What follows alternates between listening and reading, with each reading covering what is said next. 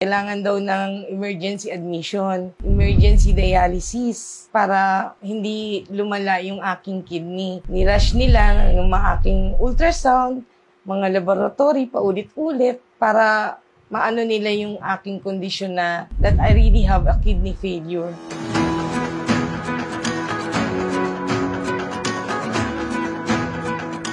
I'm Maria Andrea Galino.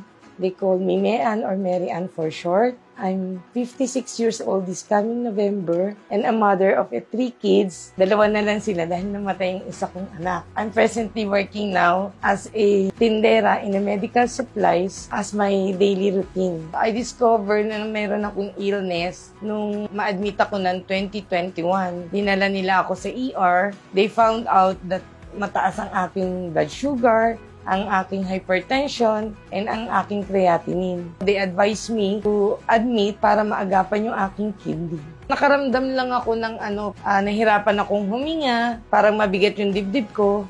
Nakakaranas na kasi ako that time ng pananakit ng paa. Yung aking talampakan, para siyang namamaga pag inaapak ko.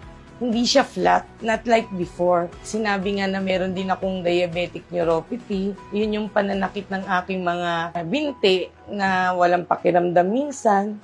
Of course, natakot ako syempre kasi may kidney failure ka. Kung hindi naagapan yun, magiging continuous ang dialysis ko. After kong ma-dialysis at ma-admit, nakaranas talaga ako ng panghihina ng katawan, pananakit ng mga tuhod, pananakit ng mga balikat na ang kamay ko hindi ko halos maitaas. When my cousin introduced me barley last March 2023, I started to drink it nung first week of April. Then after a few weeks, siguro mga 2 weeks lang, nakaramdam ako ng kaginhawahan sa katawan ko. Para akong lumakas, not like before. Tapos parang unti-unting nawawala yung pananakit ng mga paa ko. Nararamdaman ko na parang magasya na pag inaapak.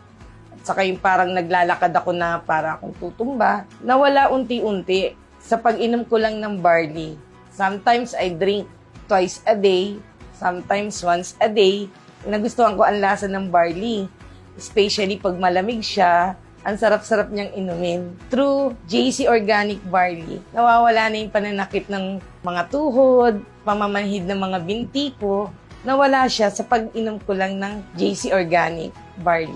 Sa mga kagaya kong diabetic patient, hypertensive patient, at saka CKD patient, I recommend barley. Kasi magaling siya at napatunayan ko sa sarili ko at nai-recommend ko rin siya sa ibang tao na nagbigay feedback sa akin na talagang magaling ang barley dahil sila din mismo ay gumaang ang kanilang karamdaman. I highly recommend barley juice. JC Organic Barley, the #1 healthy drink.